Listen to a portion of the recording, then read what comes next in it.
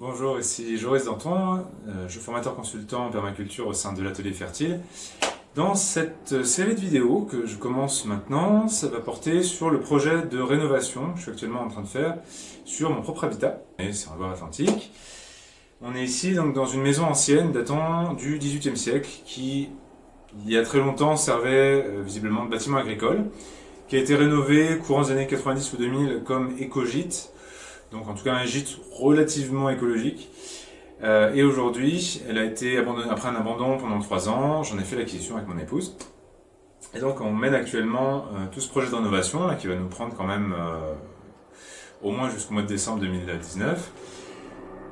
Bon, donc le projet de cette série de vidéos, c'est justement de transmettre cette expérience-là, qui est en cours de création, et justement illustrer la démarche permaculturelle à appliquer justement à un projet de rénovation. Donc il y a naturellement un design du projet, un design permaculturel qui est en cours d'élaboration. On est en train de co-créer le projet architectural avec une architecte d'intérieur qui elle-même fait appel à des artisans. Alors une partie des travaux seront faits par nous-mêmes, et puis certains travaux qui sont assez pointus et qui demandent du matériel spécialisé seront faits par différents corps de métier. Donc ici première vidéo donc pour présenter un peu le contexte de départ. Bon, où dans l'ensemble le gros œuvre est sain. Par contre tout le second œuvre, tous les équipements sont à refaire intégralement. Et évidemment tous les éléments qui peuvent lier à la décoration. Donc ici on va faire un petit tour du propriétaire, sachant qu'effectivement il y a beaucoup d'éléments à enlever. Premier élément aussi d'observation, ici on est sur les murs nord, donc effectivement peu exposé à la lumière. Ici on est sur un mur opaque vers l'ouest. Alors il donne après sur une annexe qui pour le moment est en ruine, et qui servira après d'annexe technique pour lieu de stockage, cellier, atelier, etc. Mais il n'y a pas lieu effectivement de faire une ouverture, d'autant que derrière encore cet espace de stockage, on a un autre bâtiment de toute façon qui fait beaucoup d'ombre. Donc ça apporterait très peu de lumière de faire une ouverture ici. Ici, on est sur le mur sud, qui lui est bien mitoyen avec une autre maison. Donc de toute façon, percement d'ouverture n'est pas envisageable. Le sol actuellement est effectivement en faïence. On a la chance dans cet habitat de ne pas avoir de problème de remontée d'humidité, de remontée capillaire. L'habitat a été laissé abandonné pendant 3 ans et après inspection avec différentes personnes, on a constaté effectivement aucune trace d'humidité, que ce soit au niveau des murs, du bas, bas des murs, au niveau du plancher ou encore au niveau du plafond. Donc bonne nouvelle, il y a une très bonne gestion de l'humidité ici. Alors effectivement, des murs de 60 cm d'épaisseur en pierre, ça veut dire aussi qu'il faut naturellement qu'on garde leur caractère perspirant, c'est-à-dire que on laisse circuler l'humidité de l'intérieur vers l'extérieur du bâtiment. Si on mettait en place des matériaux qui ne seraient pas perspirants, qui bloqueraient l'humidité, eh bien on aurait assez rapidement et probablement des problèmes de condensation et finalement ça ne serait pas gérable. Alors bon, il y a des avantages et des inconvénients à la situation actuelle.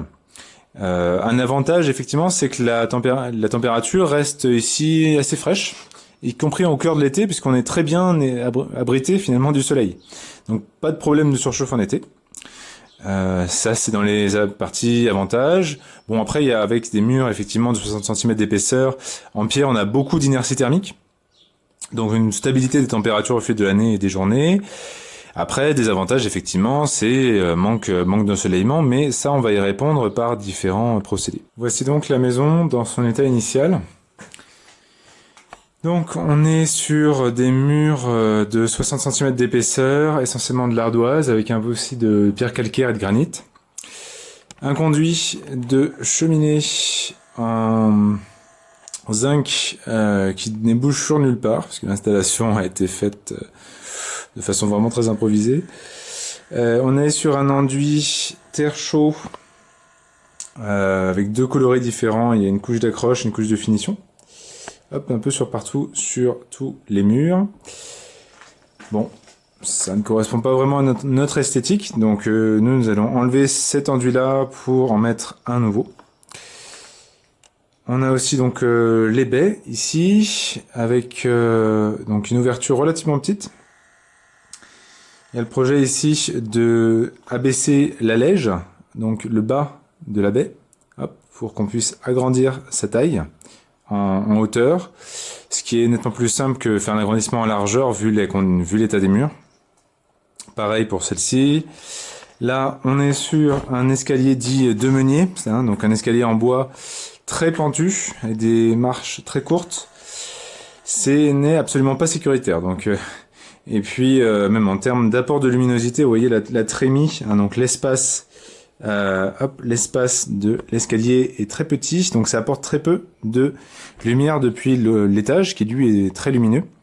Donc c'est aussi une raison pour laquelle on va augmenter la taille de la trémie, c'est pour changer l'escalier et puis aussi pour apporter de la lumière dans cet espace qui en manque. Voilà, après on peut voir donc qu'il y a une poutre centrale, probablement d'origine, en chêne. Alors elle est effectivement assez attaquée, mais d'après les 2 charpentiers qui sont venus l'inspecter, elle serait encore saine. Donc simplement il va falloir la polir, utiliser certains produits pour insectifuges pour enlever les éventuels insectes qui pourraient être présents, et puis aussi après utiliser des différentes applications de produits qui vont permettre qu'elles se maintiennent longtemps dans le temps de façon écologique. Et donc sur les côtés on peut voir les solives. Alors là aussi elles sont a priori saines. Le problème c'est qu'elles ne sont pas tout à fait d'aplomb. C'est-à-dire que là on a du coup un sol qui n'est pas vraiment de niveau à l'étage, donc il y a un léger réajustement de ces solives à réaliser par des professionnels. Et puis on peut voir effectivement entre les solives le soubassement de l'étage, qui lui a été fait probablement en OSB et qui est vraiment de très mauvaise qualité. Donc il sera aussi intégralement changé, outre l'aspect esthétique en plus qui n'est vraiment pas intéressant. On peut voir ici donc le distributeur électrique, donc le panneau central qui était mis dans ce coin de la pièce. Bon, dans un coffrage bois que j'ai enlevé depuis. Bon, de toute façon l'appareil n'est absolument plus aux normes, donc de toute façon il est obligatoire de le changer. Il sera dorénavant mis dans l'autre coin de la pièce, ici, ce qui sera aussi beaucoup plus simple en termes d'entretien. Le ballon de chaud sera également changé puisqu'il est aussi hors norme et il sera mis à l'étage, voilà, au-dessus. Donc il y aura ici le coin cuisine va aussi partir. On sera sur un coin vestibule avec porte-manteau, entrepôt-rangées, chaussures, etc. Le coin cuisine sera dans cette zone-là, au niveau de l'entrée. Bon, voilà, ça reste un peu une vue de l'esprit. Plus tard, on diffusera des plans pour que vous visualisez un peu mieux. L'entrée, voilà. Là aussi, une ouverture relativement petite. Donc, il laisse passer peu de lumière et puis en plus, qui est assez petite, là, entre le sol et le haut de la porte d'entrée. On a tout juste 1,80 m, donc ça reste peu confortable.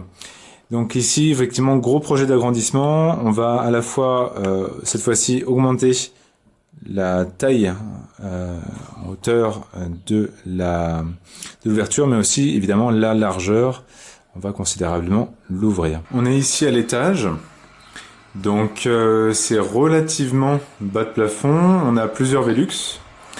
Et puis des cloisons bois assez sommaires qui divisent l'espace avec une micro salle de bain et 2 micro-chambres, ainsi qu'un grand espace palier. Voilà, là on peut voir ici l'escalier de meunier, qui conduit à l'étage, qui n'est absolument pas sécuritaire, il faudra naturellement changer tout ça.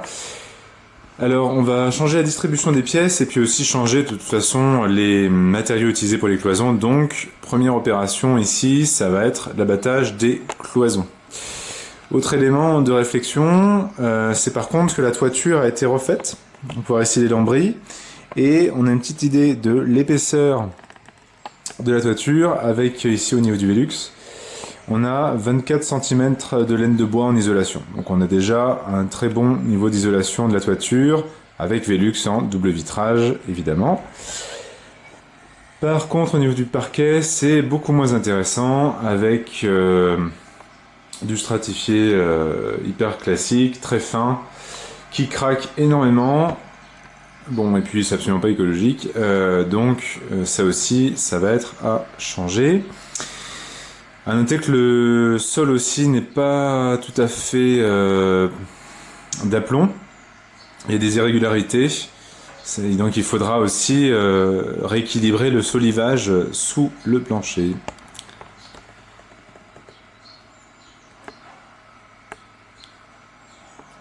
Petit aperçu de la partie salle de bain telle qu'elle est. Donc maintenant, à l'arrivée dans les lieux, un Velux, un coin lavabo, un ancien coin toilette sèche et puis une douche. Voilà, c'est vraiment très sommaire.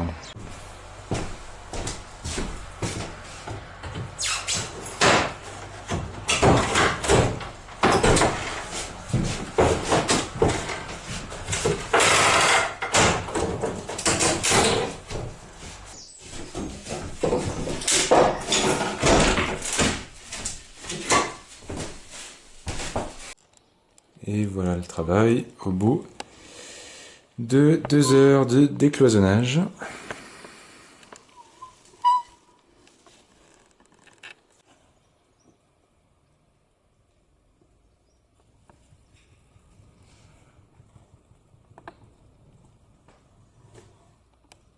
Ici, nous avons la partie terre-plein centrale. Donc, avant que j'intervienne, on était sur de la pelouse, sur la vieille pelouse, qui était en place depuis des années, juste entretenue avec des passages de tondeuse. Donc, quelque chose qui est effectivement très peu intéressant en termes de biodiversité ou de productivité. Donc, j'ai travaillé la terre à la houe. Ce fut un long chantier, plusieurs heures quand même. On pourra faire un travail superficiel du sol. J'ai donc stocké les différents, les couches donc d'herbe en différents tas. Le propos ici, c'est que cette herbe placée en tas va s'assécher et finalement mourir au fil des jours, ce qui va me permettre après de réutiliser cette matière organique comme mulch ultérieurement. Bon, je l'utilise pas immédiatement puisque effectivement, sinon, une grande partie de l'herbe reprendrait racine, ce qui réduirait à néant la plus grande partie du travail. Donc sur cette terre mise à nu, à commencer à mettre une couche de mulch. Alors ce mulch, pour l'essentiel, il vient d'un site avec une herbe de la pampa. Alors l'herbe de la pampa, c'est une plante qui a été utilisée comme plante ornementale pendant un moment. Il y avait une mode dans le paysagisme à ce sujet. Sauf que c'est une plante très invasive et qui n'a aucun intérêt en termes de biodiversité ou de production, quelle qu'elle soit. Si ce n'est la production de fibres éventuellement, de biomasse. Donc j'ai fait le choix de l'enlever, on l'a enlevé à la pioche, ce fut là aussi un lourd labeur. Alors avantage de la situation, c'est que cette herbe de la pampa qui s'est maintenue pendant des années, et bien année après année, ce feuillage s'est décomposé, est retombé, s'est asséché finalement, a créé effectivement beaucoup de matière organique très carbonée et très sèche, et puis qui se transformait petit à petit en humus. Donc voilà, là j'ai mis les parties racines, feuillage, il y en a encore assez peu. Donc les parties effectivement qui vont être amenées en broyeur puisqu'il y a des risques d'après que cette matière reprenne si on la mettait en terre. Donc je vais mettre en broyeur pour la réutiliser par la suite. Là on a quand même laissé pas mal de ce mulch et puis donc on a extrait beaucoup de matière organique sèche. Alors là sur ce petit terrain, il a quand même compté 6 seaux de 30 litres. Donc on a 180 litres de mulch qui ont été pendus. C'est pas forcément évident parce que à visualiser et puis ça fait finalement une épaisseur de mulch encore assez petite, de l'ordre de 3 cm. Ça reste petit, donc ça ne suffira pas pour aggrader l'état du sol. Alors aggrader, je rappelle, c'est le contraire de dégrader. Et le propos ici, c'est de rendre ce sol fertile et vivant. Alors comment faire ? Déjà, donc décompaction très superficielle avec la houe, mulch, alors là c'était une première couche, il y en aura d'autres par la suite, j'apporterai. L'idée c'est que toutes les fauches, tous les déchets de culture vont être mis aussi sur le sol, au-dessus, comme on peut voir ici, pour illustrer de l'herbe. Donc les tontes de gazon, une fois qu'elles seront bien séchées, seront aussi épandues. Tous les déchets de cuisine aussi seront épandus, donc grosso modo on va faire du compostage de surface. Voilà, et au fur et à mesure, ce qui va ramener des nutriments, ce qui va ramener des matières organiques, et finalement ça va contribuer fortement à la régénération de ce sol. Alors, pour encore accélérer et améliorer le processus, il va y avoir un semis d'un engrais vert. Ici, ça sera de la facélie. Bon, alors après, il existe beaucoup d'espèces qui peuvent être utilisées comme engrais vert, mais ici, la facélie me paraît bien adaptée au contexte. On est sur un sol qui est dominante sableuse, très drainant, très peu de matière organique, il y a moins de 2% de matière organique dans le sol, donc très asséchant globalement. Donc il y a vraiment une grosse problématique de remonter le taux de matière organique et de rendre ce sol vivant. Alors, à savoir que un sol vivant, c'est le meilleur moyen de retenir de l'humidité et de l'eau de pluie sur un terrain. L'humus peut retenir jusqu'à 20 fois son poids en eau. Il joue donc véritablement un rôle d'éponge. En remontant le taux d'humus sur un terrain, effectivement, on augmente considérablement sa capacité de rétention d'eau. Autre élément, donc, sur le terrain. Alors, oui, commençons par le commencement. Ici, il y avait donc un gros massif, alors un massif à la fois de pommiers du Japon et d'églantiers, bon, qui faisait un petit rôle d'abri pour la biodiversité, mais qui c'est pas non plus extraordinaire, et puis sinon qui avait un rôle purement esthétique. Donc ici, gros chantier aussi, ça a mis plus d'une demi-journée pour absolument tout couper jusqu'à la souche. Tout va être passé en broyeur et épandu sur le sol, donc toujours pareil, ne pas créer de déchets, un des principes fonctionnels en permaculture, et ça va contribuer à la gradation du site finalement. D'autant que ça prend un espace énorme sur un petit jardin ici, on est sur 110 mètres carrés de superficie, et on a d'autres projets pour cette partie du terrain. Alors ici on a un très vieil appentis qui est en train de s'effondrer de toute façon, qui était déjà en train de s'effondrer quand on est arrivé. Alors ce qui est très particulier ici, c'est qu'on a des très grosses dalles d'ardoise. D'ailleurs on peut voir le lien avec la maison qui a aussi essentiellement constitué de pierre d'ardoise, même si c'est aussi un peu de calcaire et de granit. On a des très grosses dalles, ce qui est une ressource intéressante. Tout de même on va démonter tout ça. J'ai démonté déjà les plus petites plaques, mais il reste les très grosses ici qui sont très bien arrimées. Il y a aussi donc le toit, la toiture là qui est en voie d'effondrement. Donc on a déjà enlevé la toiture en ardoise avec un pied de biche. Reste maintenant à finir de démonter donc la partie ossature bois. Là il va falloir encore scier dans certains endroits pour que ça puisse finalement être démonté. Alors le bois là aussi sera passé en broyeur. Les ardoises pourront servir dans les aménagements paysagers. Donc c'est intéressant à la fois comme mulch, mais aussi dans l'aspect masse thermique. Alors il y a un aspect esthétique qui est intéressant, et puis masse thermique puisqu'elles peuvent retenir beaucoup de chaleur, ce qui est intéressant pour les mettre à côté ou autour de plantes qui aiment beaucoup de chaleur. Il y a beaucoup d'ensoleillement, typiquement des plantes méditerranéennes comme les serpolets, origans, romarins et autres. Alors ici on a une conduite d'eau de pluie. Hop, alors vous allez pouvoir nous voir depuis la toiture, ici. Donc le projet ici, sera assez prochainement, ce sera de faire une dérivation pour pouvoir avoir une réserve de pluie. Voilà, pour contribuer à l'autonomisation du site. Bon, et puis il reste à trouver effectivement le bon modèle, puisqu'il existe beaucoup de modèles de cuves de récupération des eaux de pluie, et après de trouver un bon habillage pour que ça soit quand même relativement esthétique. Alors, bon, beaucoup de végétation en pied de mur sur les bordures, ce qui est tout à fait classique. Beaucoup d'orties, du reste, ça signale quand même que c'est un sol qui est relativement riche en humus et en eau et en azote quand même dans cette partie-là. Donc finalement, ça sera des bonnes zones de culture, une fois qu'on aura défriché. Là, on est sur la partie phytoépuration. Donc ça c'est déjà présent depuis la création de l'ex-écogite. Alors, ce sont donc des tonnelets de béton armé qui ont été posés, et puis donc à l'intérieur un substrat, ici c'est de la pousse de l'âne, des graviers au-dessus en protection, et puis des plantations de différentes plantes aquatiques ou semi-aquatiques. Alors beaucoup d'iris du reste. Globalement, juste un entretien annuel avec de la fauche. Tout ça a été coupé pendant l'hiver et là c'est en train de revenir. Alors, cette épuration est commune à 4 habitats, dont notre maison. Donc les eaux, ce sont uniquement des eaux grises, hein, puisque tous les habitats ici sont en toilettes sèches. Donc c'est uniquement des eaux grises, pas des eaux noires, qui arrivent ici dans le premier bac, qui est assez vite saturé, ça se voit assez bien. Après, par simple gravité, ici pas de pompe de relevage, c'était assez bien fait à ce niveau-là. On a donc les eaux qui arrivent dans un second bassin, puis après par dérivation successive, elle est transmise progressivement par gravité, donc très lentement, dans les autres bassins. L'épuration des eaux étant assurée, donc non pas tant tellement par les plantes elles-mêmes, mais par tous les micro-organismes présents dans le substrat, donc en plus de l'âne.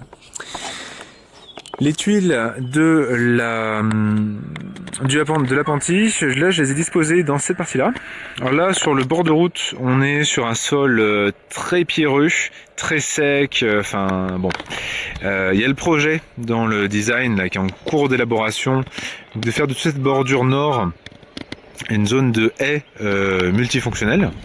Donc ça c'est en cours de conception. Donc on sera de toute façon sur des ligneux présents ici, probablement à une hauteur maximum de 3 mètres, pour que ça reste quand même relativement simple pour la taille. Pour l'instant, comment aggrader l'état du sol et le rendre déjà un peu plus malléable, ce qui sera utile quand vers l'automne ou l'hiver feront les troncs de plutation. Eh bien j'ai disposé donc en couverture toutes ces tuiles d'ardoise. Ici le propos c'est que ça va couvrir le sol, donc déjà ça va finalement éliminer la plupart des plantes dessous. Et puis au fil des mois, donc la biologie du sol, dont les vers de terre, vont finalement s'approprier cet endroit. Et on aura, quand on découvrira le sol des mois plus tard, un sol qui sera nettement plus meuble dans l'ensemble, ce qui sera nettement plus pratique après pour la plantation. Donc voilà, astuce très très simple, c'est de faire opacifier le sol. Alors ici la pierre, puisqu'on dispose de cette ressource locale, ça peut être d'autres matériaux. Et puis ici les quelques restes du sumac vinaigrier qui était présent ici. Alors une autre plante d'ornement, là aussi il y a eu un effet de mode dans le paysagisme à ce sujet-là. Par contre, plante qui n'est absolument pas intéressante en termes de production, ni de bois d'œuvre, ni de bois de chauffage, ni autre chose. Très invasive, donc il y a des drageons. Donc, et puis d'un point de vue esthétique, ce n'est pas non plus quelque chose qui m'intéressait. Donc j'ai fait le choix de l'abattre. De toute façon, il y aura beaucoup d'autres plantes, dont des arbustes qui seront implantés sur le terrain. Donc ici, ça me semblait pertinent effectivement de l'enlever. Alors ici, d'ailleurs, dernière observation, on peut voir que sur le bord de la phytoépuration, il a beaucoup de biomasse. Donc là aussi, toujours pareil, beaucoup de production dans les bordures. Là, je n'y touche pas. Je vais simplement laisser pousser ça. Je vais faire des fauches successives à la faux. Et donc, toute cette tonte d'herbe après sera mise naturellement donc dans le parterre central. Alors à noter aussi, du coup, je profite du fait d'avoir cette tonte pour faire des pommes de terre de gazon. Donc j'ai pris des plants de pommes de terre, je les ai fait germer à la lumière en intérieur, et puis une fois qu'ils ont germé, alors ici effectivement ce n'est pas visible à l'image, mais je les ai enfouis dans le gazon épandu sur les bordures. Donc c'est des pommes de terre primaires en plus, donc on devrait avoir une production. Je rappelle, un des principes fonctionnels de la permaculture, créer une production, donc ça veut dire créer des productions faciles à court terme, et en contrepartie aussi de fixer des objectifs de long terme. Et donc ici, théoriquement, on devrait avoir une production d'ici 70-80 jours, donc d'ici le mois de juillet, ce qui permettra d'avoir une production avant le mois d'août, qui est quand même très chaud, donc sur ce site très asséchant. Ça serait problématique d'avoir des pommes de terre de garde qui mettraient aussi longtemps à être cultivées. Donc le propos est très simple, simplement vous mettez le plant avec le germe en haut, dans le gazon, on plante, on recouvre bien, et c'est bon. C'est extrêmement simple. Alors après, ça n'empêche pas à la plantation de mettre beaucoup d'eau, arroser, et puis de réalimenter ça avec d'apport d'autres tons, d'autres matières organiques, et finalement faire un butage progressif de ces plants de pommes de terre pour avoir vraiment une belle production de tubercules. Alors, observation importante, oui, alors, outre le chat des voisins, c'est le fait que ici, en mettant ce mulch très sec, très carboné, on risque, si on met une culture derrière, ce que je compte faire, puisque je vais épandre de la facélie, d'avoir ce qui s'appelle de la fin d'azote. Alors qu'est-ce que c'est ? C'est-à-dire que les champignons, donc ce sont des mini-champignons qui s'attaquent donc à ces matières organiques très carbonées, très sèches. Ce sont donc les champignons lignivores qui vont s'attaquer à ça, ils vont le transformer in fine en humus. Et bien ces champignons, pour digérer tout ce carbone, ont besoin aussi d'azote. Et typiquement ici, ils vont le prendre où il est disponible, c'est-à-dire dans le sol. Donc si là, après la mise en place du mulch tout de suite, je mets en place une culture, et bien cette culture ne va pas disposer de l'azote dans le sol puisqu'il sera essentiellement pris par les champignons. Donc la culture vont être très mauvais taux de germination, avoir un peu de production, bref, on va voir ça va vraiment être peu intéressant en termes de résultats. Ici, il faut, à mon avis, compenser ça par un apport d'azote organique facilement mobilisable. C'est pour ça que j'ai récolté beaucoup d'orties, il y en a beaucoup dans les environs, et je vais faire un grand purin dans un grand seau en inox, sur lequel je mets un couvercle dans la maison. Voilà, donc disons, on est sur un ratio d'1 kg de matière fraîche pour 10 litres d'eau. Donc comme j'ai des seaux de 30 litres, j'ai pris grosso modo 3 kg d'ortie sèche que j'ai un peu fragmenté grossièrement, et puis ajouté 30 litres d'eau, et ce purin, une fois qu'il sera prêt, donc une fois que la mousse aura fini par commencera à retomber, je pourrai l'utiliser, et puis je l'épandrai de façon relativement uniforme sur tout le terrain. A priori, pas besoin de le diluer puisque on n'a pas de plan. La dilution est intéressante pour éviter les risques de brûlure chimique sur les plantations. Mais alors, ici, on n'a aucune plantation, donc ça ne devrait pas être très problématique. Une grande partie de cette thèse azote devrait être captée via quand même le mulch et la couche superficielle du sol. Voilà, donc et derrière on pourra faire le semis de facélie avec une chance effectivement de taux de germination et de production beaucoup plus importante. Alors pourquoi facélie? Au fait, c'est parce que on est sur la bonne période de l'année, d'avril jusqu'à juillet grand max pour la facélie. Sur des sols asséchants, la facélie résiste bien à la sécheresse, et puis c'est une plante qui a beaucoup d'intérêt parce qu'elle fait beaucoup de la décompaction de sol en profondeur, jusqu'à 2-3 mètres de profondeur théoriquement. Déjà, ce qui est déjà son principal intérêt vu le contexte. Elle fait aussi des très belles fleurs, donc elle a l'aspect esthétique. Elle est très mellifère, donc elle va être très intéressante pour tous les insectes pollinisateurs. Et puis elle va créer beaucoup de biomasse qui elle-même, une fois qu'elle sera fauchée, donc elle va elle-même apporter comme paillage sur le sol, et donc contribuer aussi toujours plus à la gradation de celui-ci. Notez également la facélie, aussi une particularité, c'est que c'est la seule plante cultivée en France qui fasse partie de la famille des hydrophilacées. Donc c'est quoi les conséquences? C'est-à-dire qu'elle ne favorise pas l'apparition de ravageurs qui pourraient impacter d'autres cultures, parce que la plupart des ravageurs, donc des insectes, des bactéries, champignons et autres, qui peuvent ravager des cultures, sont généralement spécifiques à une famille botanique. Donc comme ici on est sur une plante qui, dans la famille botanique, est extrêmement peu représentée en fait en France, eh bien on n'a pas de ravageurs, donc elle ne favorise pas l'apparition de certains ravageurs, donc là aussi c'est un autre intérêt. Alors à noter que aussi les pommes de terre, c'est aussi pour non seulement profiter de l'effet gazon, mais c'est aussi dans l'idée qu'elles vont contribuer à la décompaction du sol, et elles sont très souvent utilisées comme première plante cultivée en maraîchage après un défrichage. Donc les pommes de terre contribuent aussi à la gradation du sol. Le problème souvent quand on défriche, c'est par contre quand on est une vieille prairie, c'est d'avoir du topin. Un topin qui s'attaque aux pommes de terre. Alors, ce topin, a priori, on va le réguler avec certaines substances insectifuges, comme des purins, des décoctions. En tout cas, ce qui est intéressant, c'est que la facélie est peu sensible au topin, là aussi. Donc, elle a aussi été choisie dans cette optique-là.